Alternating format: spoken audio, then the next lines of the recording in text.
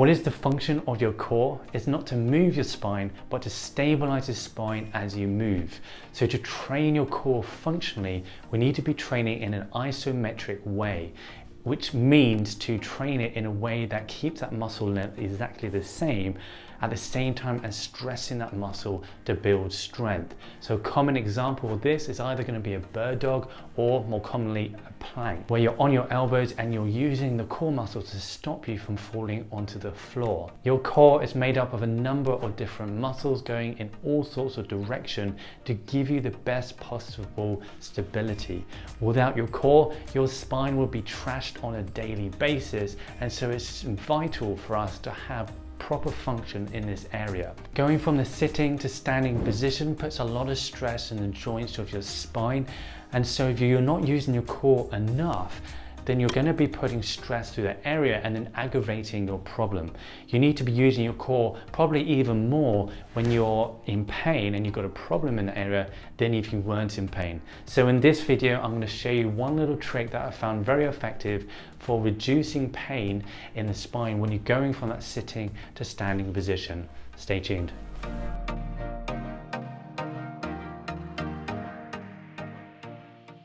Going from the sitting to standing position is like doing the latter part of a squat, and going from the standing to the sitting position is like doing the first part of a squat. So the first thing you need to be able to do to be able to effectively go from these positions without aggravating your spine is to do a proper squat. If you want to find out how to do this, you can see my previous video up here on how to properly use your knees and hips instead of using your spine to get up and down from the sitting position. If you're in pain currently, it might be hard to practice this movement, but it'll still be useful to have a look to see how it's done so you can try and imitate it as much as possible. Once you've mastered this movement, then there's one little trick you can do to reduce the pain that you get going from the sitting to standing position. So the first thing you're going to do when you're in the sitting position is to tense the core. I'll suggest between 20 and 30%.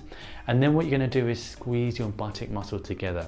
If you want to know what this feels like or how to do this, then what you can do is put your hands on the edge of your knees when you're in the sitting position and push out on the knees. When you do this, you'll be activating your gluteus muscles, which are on your buttocks.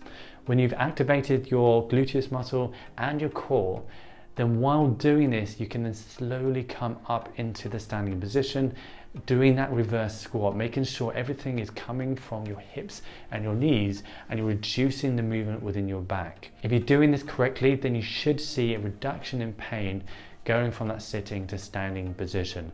So let me know how you get on in the comments. If you've got any questions, then do put them in the comments as well. I hope you found this useful and you get out of pain soon, because it's not fun. I will see you on the next video.